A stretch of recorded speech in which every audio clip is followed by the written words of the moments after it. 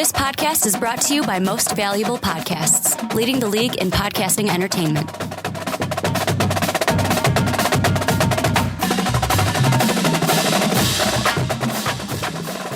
Hello, college football fans, and welcome to the Primetime Podcast. My name is Ricky Widmer, and as always, I'm joined by the one, the only, Brandon Swanson. Hey. And Brandon, today, it's finally here. We've waited all off-season, well, most of the off-season. We've been doing the podcast since we're still relatively new with the PTP, but it's here. Football, starting Thursday. This Thursday, we will have football. And I am so excited. I mean, we've been waiting a long time. We've been going back and forth of who's going to win this conference, who's going to be good, who's going to be the surprise, and things are all going to be getting started very soon, and we are going to start to see how some of these teams did in the offseason. Oh, it's gonna be great. And which teams changed for the better, which teams went down. I mean, the big marquee of this weekend, everyone's talking about North Carolina, South Carolina, but there are just a ton this Thursday to get ready for. But before we kind of talk about, we're going to save some of our previews and thoughts for the season, just games coming up at the end. But this podcast, the main thing going on, kind of a little bit of a homer podcast for myself and maybe a little bit for Brandon here, because we're both in the great state of Illinois. And of course, you guys know I bleed orange and blue every day. Today, we're going to be, for the most part, in the podcast talking about my Fighting Illini, because Brandon, Illinois came out here, and at least to me, and I'm even an Illinois fan, it was a shocker. Axed Tim Beckman. They said, you know what, dude, you're gone. You know, I think the shocker for me is not necessarily the firing, because I thought it would probably happen, but the surprise to me is when they did it. I mean, you're days away from football. You're days away from football. Illinois plays on Friday.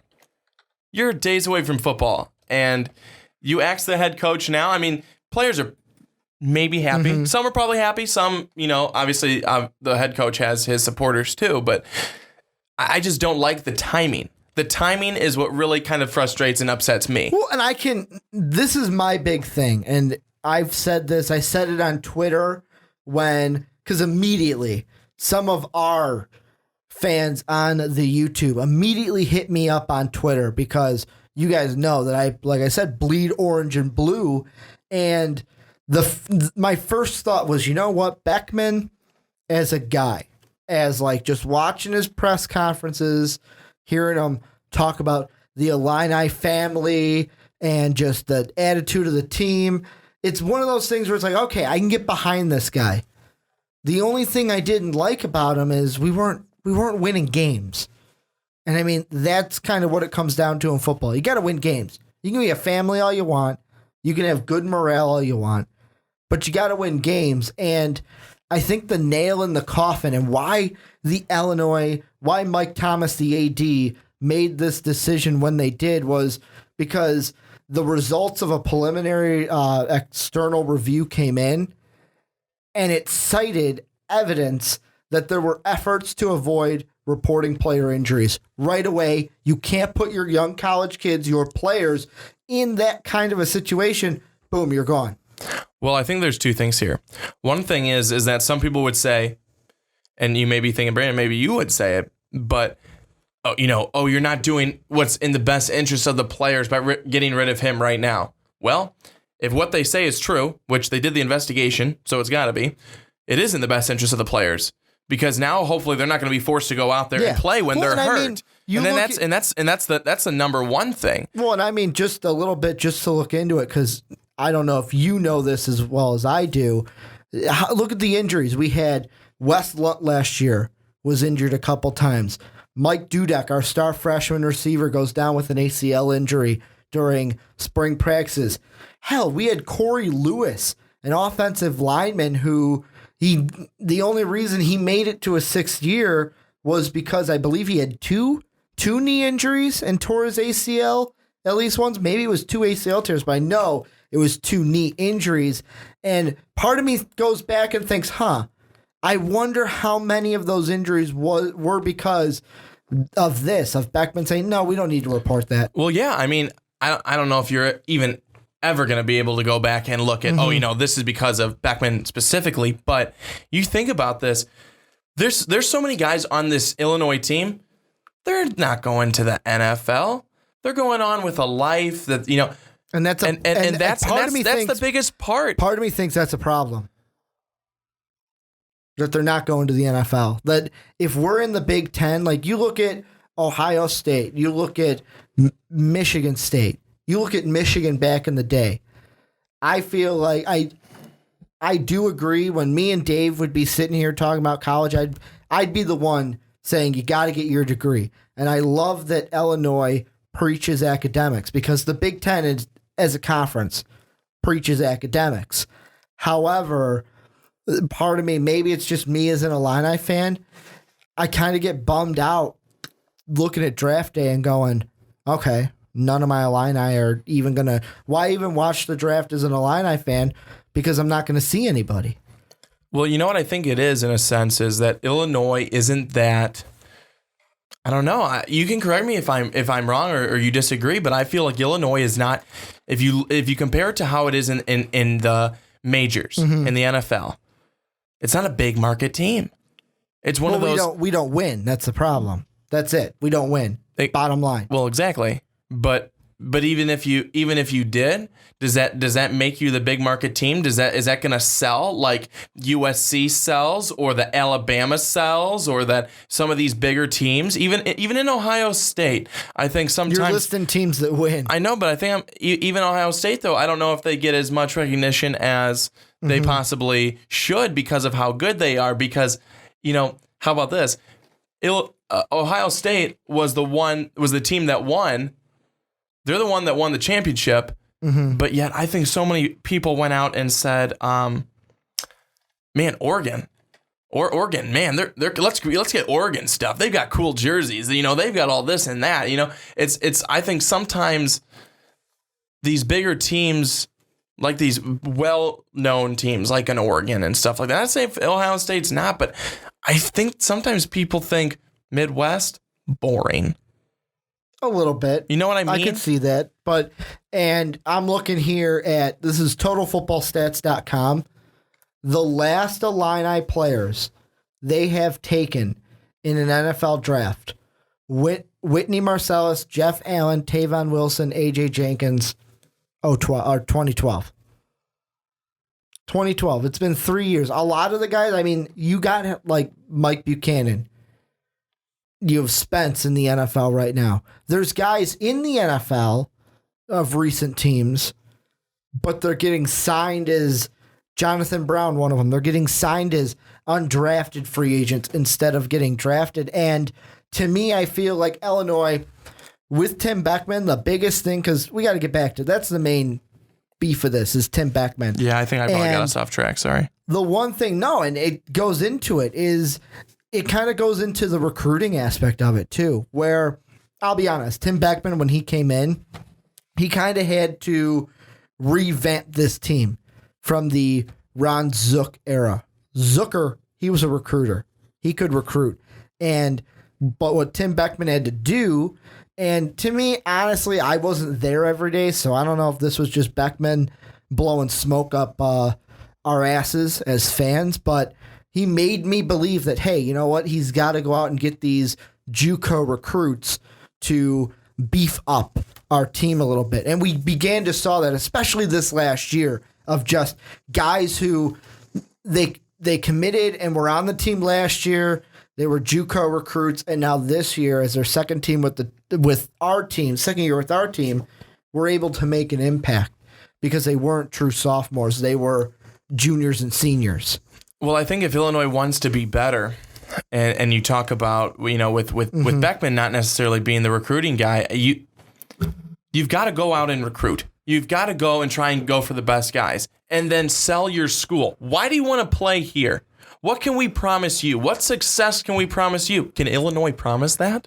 Can they promise some great success? Looking at them in the past, they can't do that. That's why Illinois continues to get those type of recruits. That's why Illinois continues to not get top 1-2 tiers. Yeah. They're getting 3 and 4. And I agree. Well, we've had I mean, there are some diamonds in the rough. Sure. Like, look at last year, Mike Dudek out of where did he come from? Nazareth Academy or something like that. I think he came out of Naperville, some high school in Naperville. No one even had him on their radar because he was a short wide receiver. But look at the year he had last year. Just blew it off the charts. Best freshman year in Illini history since Aurelius Ben. And we've had a couple of those guys. We got the big snag, and this is, to me, I count it as a recruiting snag, even though it was a transfer, when we got Wes Lunt to come over. And now he's our quarterback. We've got some of those big-time recruiting moves, but there just wasn't enough of them. You know what I'm saying? Yeah, oh, absolutely. There's not. And how many times did I look at the team rankings, and I want to pull them up right now for recruiting? Because 2016, that's kind of going to change because obviously Cuban is the interim head coach. The coaching staff right now has to do something. They have to have a game plan. But if we look at the Big Ten from 2015, this is these freshmen that just came in. We were 7th out of 14.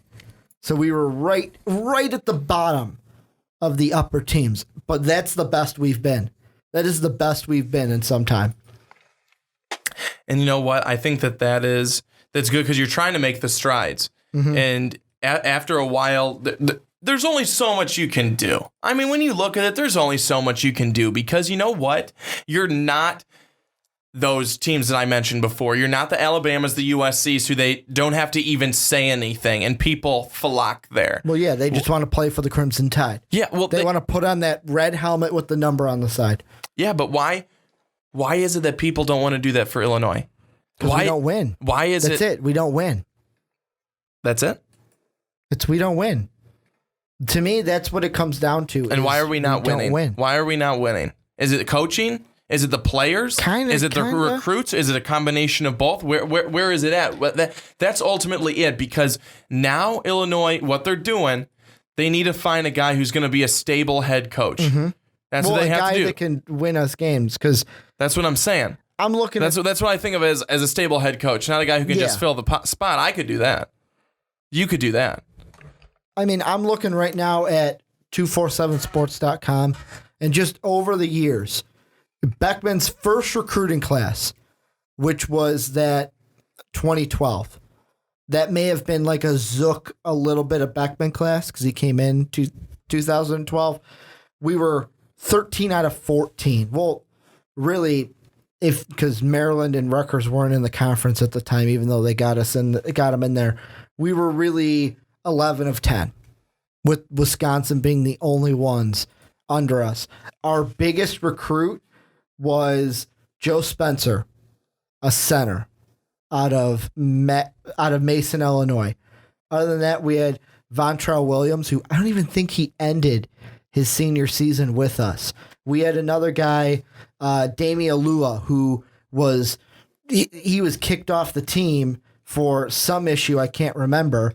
Then in 2013, we were the 9th. No, we were the 8th because I gotta take out Rutgers and Maryland. I forgot. So we were 8 out of 12. Our big recruit that year, Aaron Bailey, coming out of Bolingbrook. He was our big guy. Look at how that turned out. He's no longer on the team. That was all because of that. You can kind of put in the Wes Lunt transfer to that, because I think Aaron Bailey was supposed to be the guy. And then when Wes Lunt came over, obviously he was the guy. 2014, dead last in the conference. Our big recruit, Geronimo Allison, Mike Dudek. Those were the guys that we were like, Jihad Ward, Stone Davis. These were the guys where it's like, you're not going to see them right away, except for Dudek. You're not going to see them right away, but they will make an impact sooner rather than later. Then this year, 7th in the conference recruiting with our biggest recruit. And I can't wait to see this kid suit up and actually play some football. Gabe Meganson out of Jacksonville, Illinois, offensive tackle, because that's the one thing we got to do. We got to protect the quarterback. We've got to present an offensive line that can give Wes Lunt time and also block for Josh Ferguson so we can run the ball. Well, here's the thing is I think that Illinois, I think they're going to come out and they're going to start this season off pretty hot. And you want to know why? Because I think they're going to rally around this head coach. They're going to want to win for him. I love Bill Cubit. I think that's what they're going to do. Well, and you got to think, it's not a head coach where someone new's not coming in. Mm-mm. I always put it this way. Bill Cubit, he was basically like head coach too. Yeah. Because the way I always saw it was Tim Beckman did special teams and defense. Cubit did the offense. Beckman didn't touch the offense because if he did, he fucked it up. That's what would happen. Bill Cubit had his baby with his offensive system. I cannot wait to see how he does as the head coach. You know who I think our next problem is? Tim Banks, one of our co-defensive coordinators.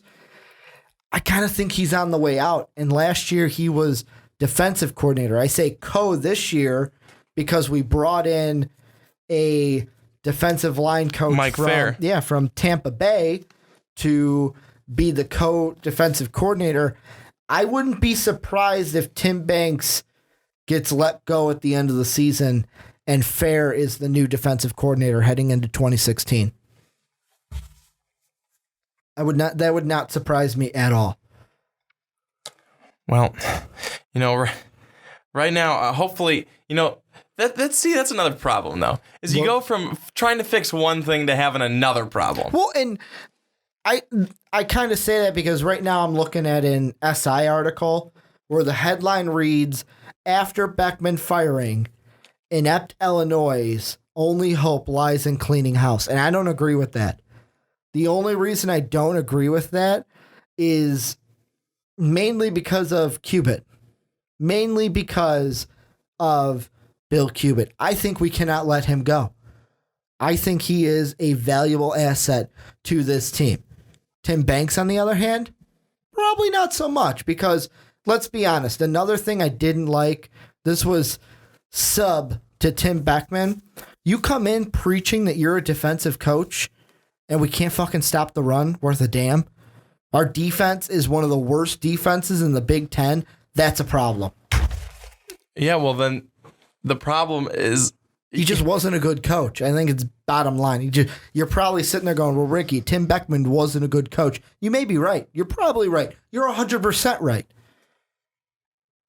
That's what it is. He just wasn't a good coach. Well, then you just need to leave it in the hands of someone who can do it well. And I am just hoping that Bill Cubit can be that guy. However, this whole season, Illini fans, people who aren't Illini fans, we're only going to be talking about one thing this entire season.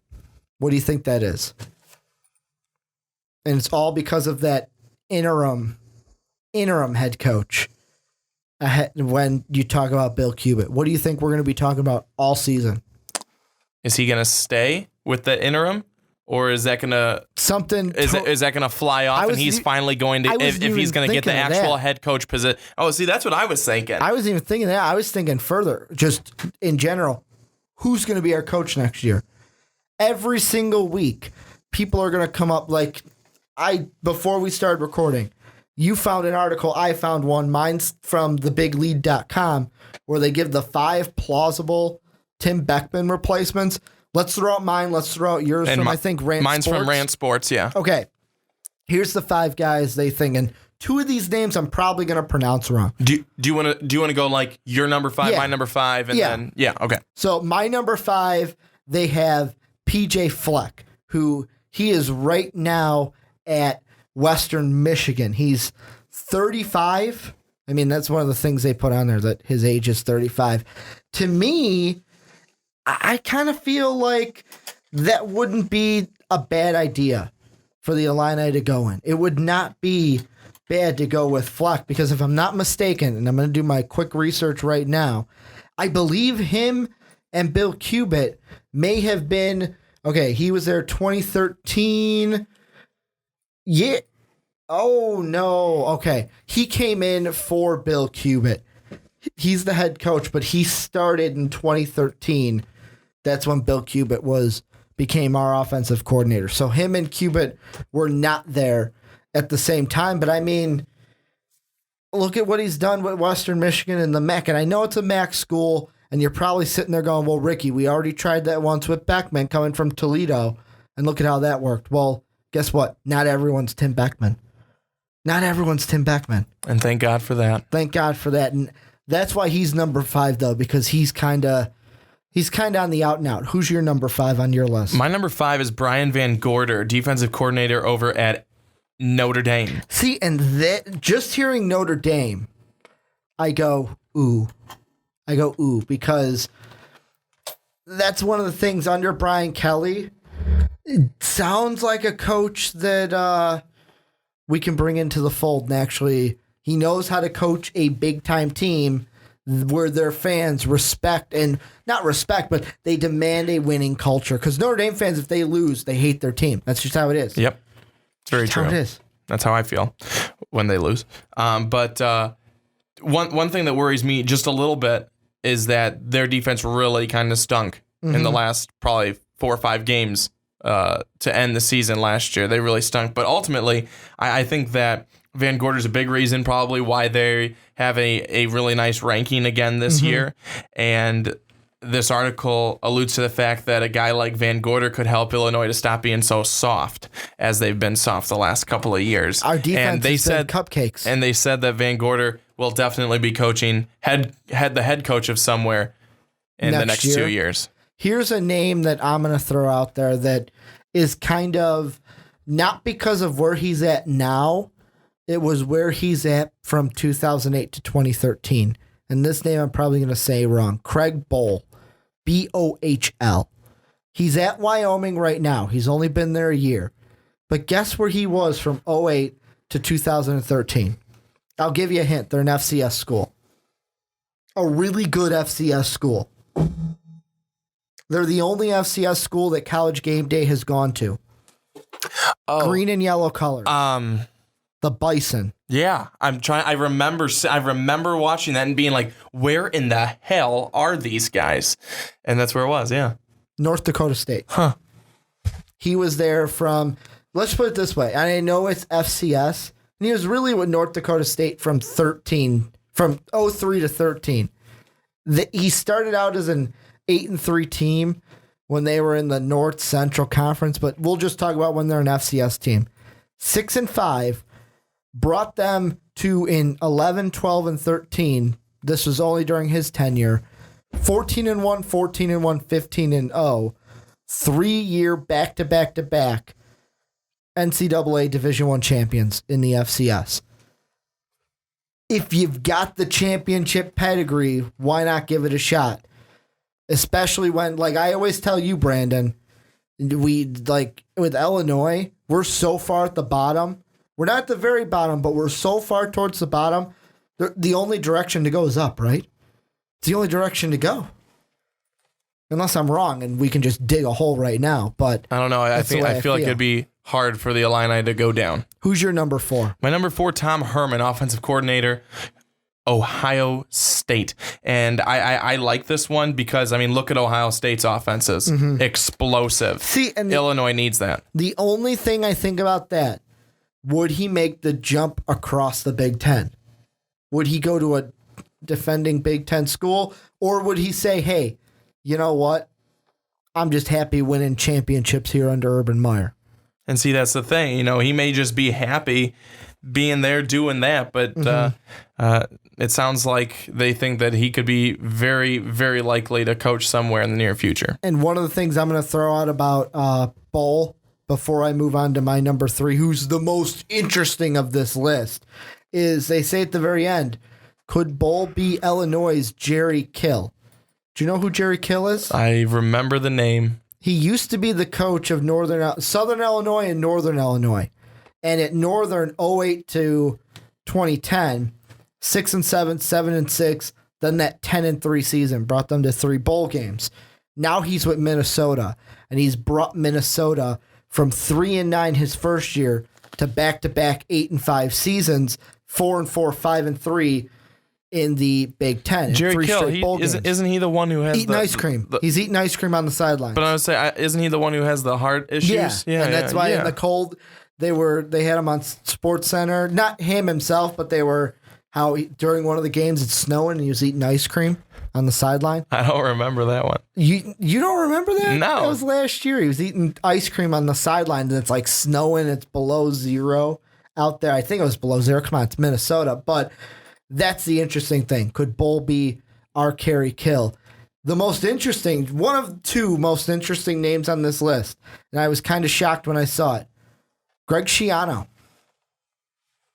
Could we have little orange Schiano men of our own in Champaign? That's the big thing. Because hopefully he doesn't bring his expertise that he brought to the Bucks. But that's the NFL. I know. It's so much different. But think about his time at Rutgers. I know, and I think that he's a very good college coach. So I think that he would probably bring a lot of good things to an Illini team that has so much bad. Overall at Rutgers, from 10 seasons there, he had 68 and 67. And I know you're looking at that going, Ricky, come on. That's almost a 500 record. But in that, great seasons of 11 and 2, 9 and 4, 9 and 4, 8 and 5. Yeah, there was 1 and 11 and 2 and 9, but those were early. Those were his first 2 seasons with the team. But he also had them with a bowl record of 1, 2, 3, 4, 5 and 1 in bowl games in his 10 years. It's darn good. 5 and 1. Their only loss was the Insight Bowl in 2005. That was it. Then he went to the NFL, and we all know how that went. But he would be an interesting one only because of his success and how he was able to attract top recruits to Rutgers. Could he do the same thing for Illinois? Because recruiting is going to be huge. Who's your number 3 on your list? My number 3 is Terry Bowden, head coach of Akron. And okay, that's another MAC school to Illinois kind of a thing. Yeah, I know. He's been in the bright lights before. He went into a TV stint for a little bit. He was 29-9 at North Alabama, and I mean, the guy would bring definitely some, I think, some coverage, some national coverage to Illinois, and that's something that they may need just to kind of get them going, get people really recognizing them. That necessarily won't make them better, but I think that could bring them a little bit more, possibly, and I'm kind of getting back to the deep-rooted thing of they need some better recruits. I don't think, part of me does not think that the MAC to Illinois route is going to be a good one again. I think we have to go after a big name. And the one I'm going to throw out there, he's number 2 on this list, but in my heart, he's number 1. And I would love for this coach that I'm going to say and Bill Cubitt working together on an offense. Alabama offensive coordinator, former Trojan head coach, Lane Kiffin. Oh, man, would I love Lane Kiffin as our head coach. I know Tennessee fans are probably like, Ricky, do you remember what happened with us? But the one thing Lane Kiffin can do well is he can recruit. He can recruit, and boy, can he run an offense. What was it? What was the scenario that you said to me before we came on the podcast about Lane Kiffin? It was right here, and it's in the article, the Big Lee article. It says, and I quote, a 25-13 record over 3 seasons puts you in the hot seat at USC. A 25-13 record over 3 years at Illinois gets you a contract extension. And that's just how it works. And I think that's hilarious. I mean, that just shows the divide between the two teams in the conferences. And the one thing that they say at the very end that I do believe is older and wiser at the age of 40. I do believe Lane Kiffin deserves another shot at the head coach. He deserves it. I think he can be a head coach. I know, Brandon, the first thing you said was, Ricky, some guys are just meant to be coordinators, and that's true. But I think that Lane Kiffin, when he came into USC, that was at a bad time for them, and they were at the top, and they were heading down. Illinois is towards the bottom. Like I said, only way to go is up. But look at the programs that Lane Kiffin has been in. Big ones. I mean, Tennessee, USC, Alabama. Huge ones. Going to Illinois, would that be a good fit for him?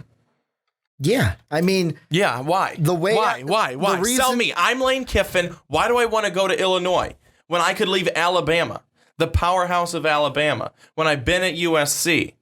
Why would I go to Illinois? Sell me right now. You're the Illinois guy. Sell me. If you want your chance,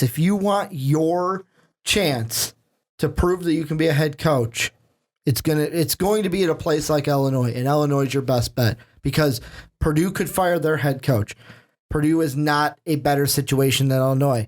Miami could fire their head coach. Miami is not a better situation from Illinois. You are not going to land the job like USC, Alabama head coach, Auburn head coach. You're not going to be the head coach at TCU, Baylor. You're not going to get one of those top tier schools to hire you because of your past, because of people think you can't be a head coach. This is the place where we are right now as a team and how low we are and how much the nation disrespects us. This is your best shot to prove the world wrong, that you can be a head coach. And this is your shot for it. It's just if you want to take it or not. Did I sell you? Not really.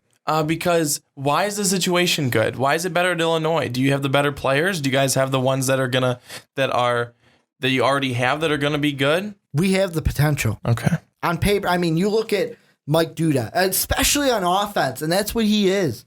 You look at our offense, Wes Lunt. I mean, Geronimo Allison's a senior, so I mean, you can't mention him because he won't be there. But Mike Dudek, you would get 2 years out of Mike Dudek. I don't even know. I would have to do research. I hope that Dudek is able to part of me is thinking Dudek, even though he should be back by October, I would just say redshirt this season so you can get 3 good seasons in college. You got a redshirt, use it.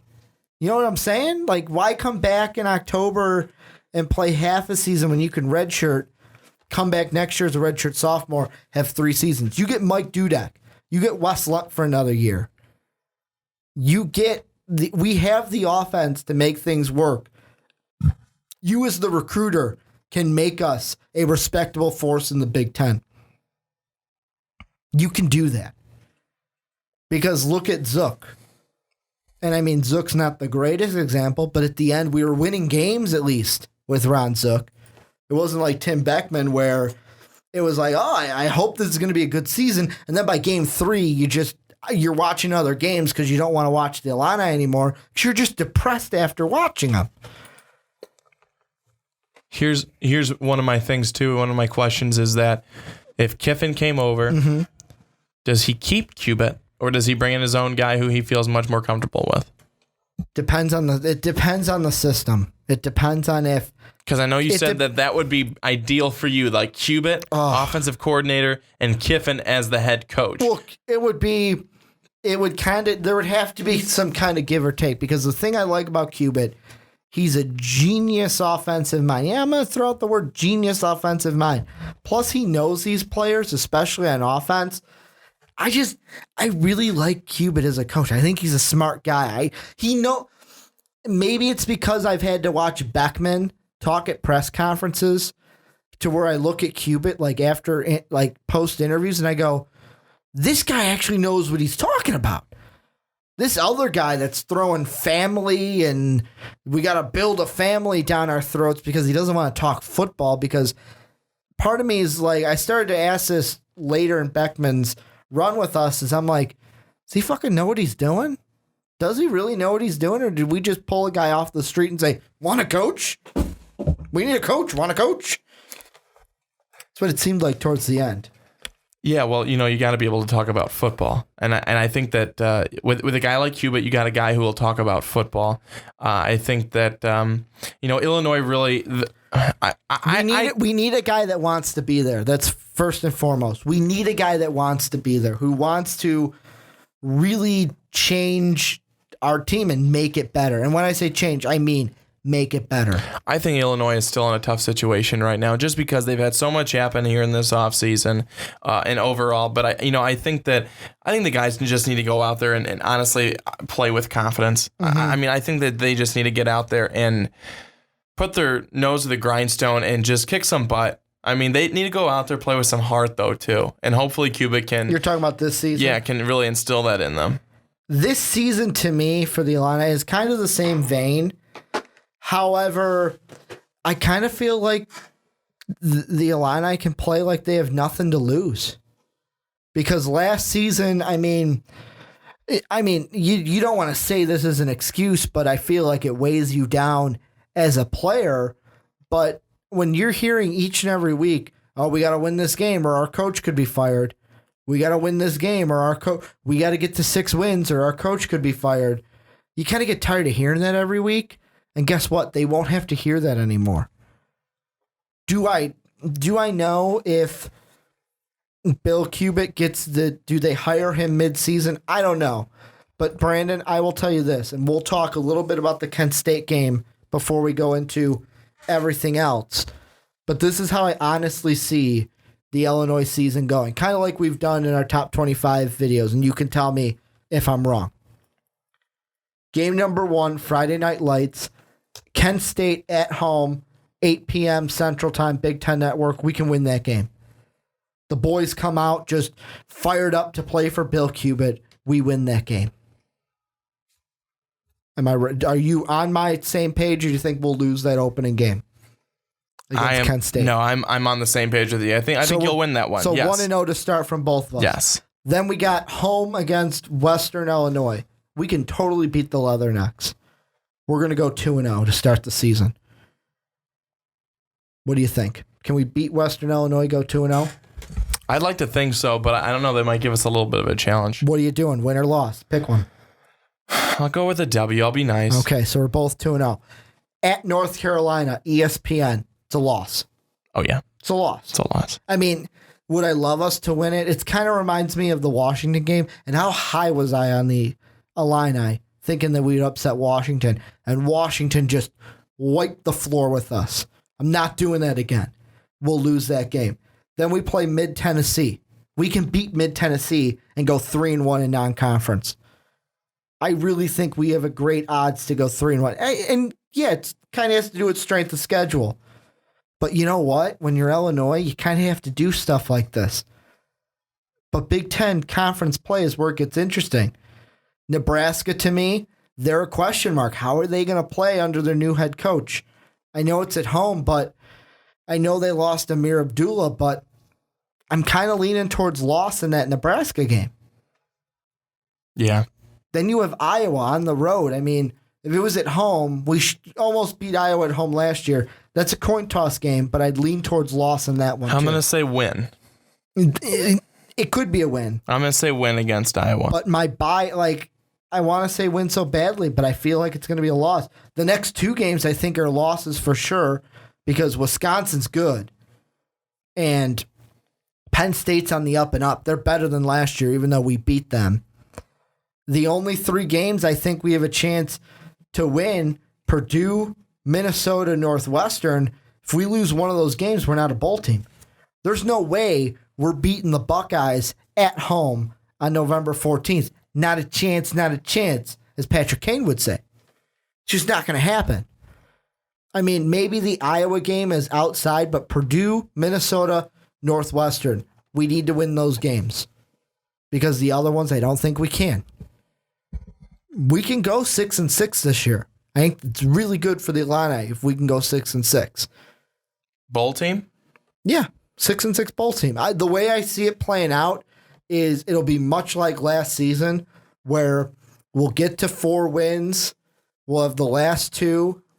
We'll win against Minnesota on the road. We'll beat Northwestern at Soldier Field to go to a bowl game. Just like last year. Then we'll probably lose in the bowl game. We'll be really, Illini fans will be really excited about the bowl game, our second bowl game in a row, and we'll lose the bowl game to who the fuck knows because we lost to Louisiana Tech last year. Don't get me wrong. Little Holst is a good coach. Little Holst is a good coach, to quote his father there. But that's just how I see it. Bowl game lose. We can do that. Bowl game win? Maybe, but more so bowl game lose. Oh, yeah. Bowl game loss.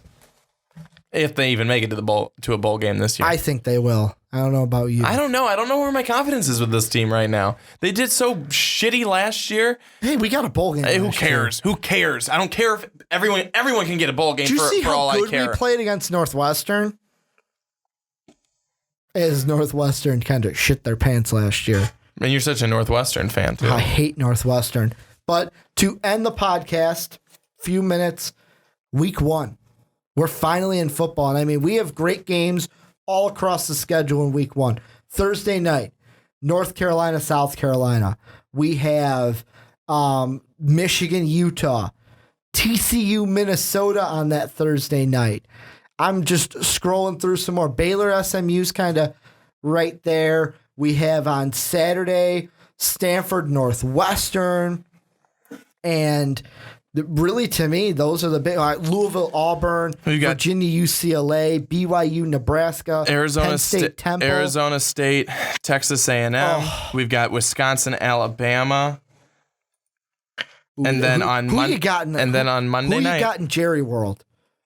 Who do you have in Jerry World? Who do I have in Jerry World? Because that's where they're playing that Wisconsin Alabama game. I know. Are they going with the Crimson Tide? Well, my number one thing is, are they going to have the cage dancers going that night? Or no, they're not. They got to save those for the NFL. Then I really don't know who I can go with. No, I think, I like to say Alabama, but it's going to be a great game. It's going to be an absolutely great game. I think Wisconsin's going to be right there.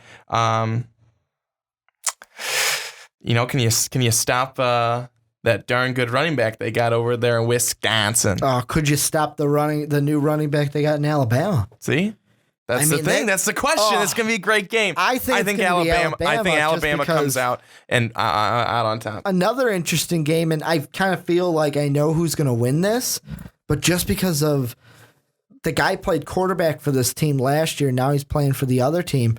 Eastern Washington versus Oregon. Vernon Adams going up against his old team.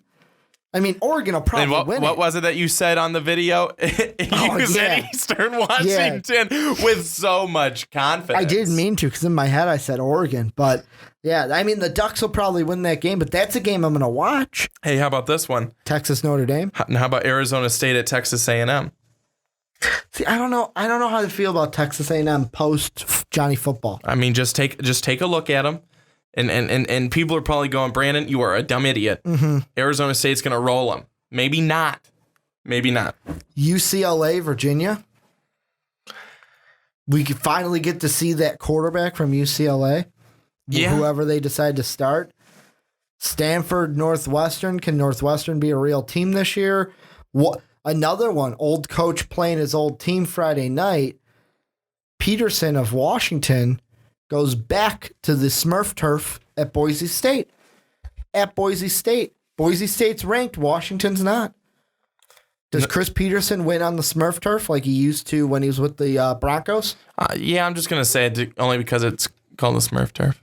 That's what I call it. I mean, TCU, Minnesota's another good one. Mine that I'm excited for, it's going to be, I think, one-sided completely, but Louisiana, Monroe, and Georgia, I mean, I'm looking for Nick Chubb. How good can this kid be? How about the Monday night game on ESPN? It's going to be very good. That's interesting to me that so ESPN many people was like, hey, you know what, let's do a Monday night game that's college. So many people, yes, very interesting. Well, that's going to be interesting, too, because not only does Ohio State have so many suspensions for that game, and here's a question to you. I know we talked about this in the Big Ten preview podcast, but things can change in opinions from then to now.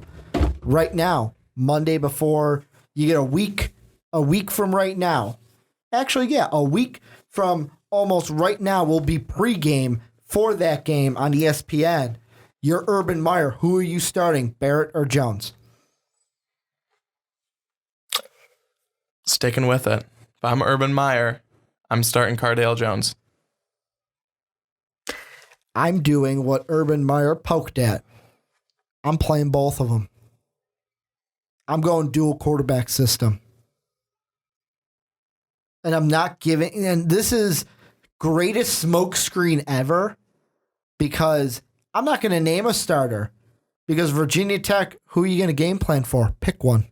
They're already game planning for both of them. Yeah, but you're dividing your forces already. I mean, to me, the favor right now is in Ohio State. You game plan for both of them. I mean, that's nothing new. That's what you do in college. I mean, for a team that's got two good quarterbacks. You game plan for both of them. I cannot wait until we get game week Harbaugh, Urban Meyer, because Harbaugh already says some cryptic shit in interviews where he doesn't give you like for sure answers. Just wait until that week's opponent is Ohio State. How cryptic those responses are going to be. Harbaugh is the Bill Belichick of college football now. He is. He's just, I laugh. I just start laughing. He doesn't talk like this. Like, oh, down low, you got to talk like this. You're Bill Belichick. That's the Bill Belichick voice. Bill Belichick, what do you want for lunch today? Oh, I'll take a hamburger with some fries, and you might throw some mayo on that burger, but it's okay. Yeah, that's Bill Belichick right there. And you're laughing. Am I doing a good Bill Belichick? I don't have a hoodie on today with the sleeves cut off. I can't answer that question. Yeah, that should be. We already talked about it. I'm not going to answer that anymore. Coach. Can we talk about Deflategate? I already said it's over with. Can we talk about the Deflate treats? No, we're not talking about that. We're going to just keep moving on. No, we're just talking about football. I can't wait. We've got a week, and then next week we'll be talking about what happened with week 1, what's going on for week 2. I can't wait. Before we sign off, I want your thoughts on this. Everett Golson named the starter at Florida State. Well, since they already named the starter at Florida State that it is Everett Golson, that is another one that I actually missed. Texas State at Florida State. Florida State's going to get the win, but I'm really interested to see how Everett Golson can run the offense. There at Florida State, it's going to be different. It's not Notre Dame, and I'm really interested. I'll definitely be taking a look at that game. I can't wait for this Thursday. Cannot come fast enough. It just can't come fast enough. I know. But that is going to do it for this podcast. I want to thank you guys for checking it out. Tell us down below who you think, what the biggest games are going to be like for you. What games are you looking forward to? Also, tell us what you think of Illini fans. I want to hear from you, especially because I bleed the orange and blue just like yourself. Tell me what you thought about the Beckman firing and everything. What are you expecting from this season for the Illinois Fighting Illini? If you like the podcast, please hit that like button. Helps us out a ton. If you loved it, please hit the subscribe button. It's been great doing this for you. You can follow me on Twitter at Ricky Widmer. Brandon is at young_swan19. Most Valuable Podcast is at Most Valuable Pod. Thank you guys yet again for checking out this podcast. And as always, have a good day, everybody. Thank you for listening to this MVP podcast. Follow us on Twitter at Most Valuable Pod for more great podcasts.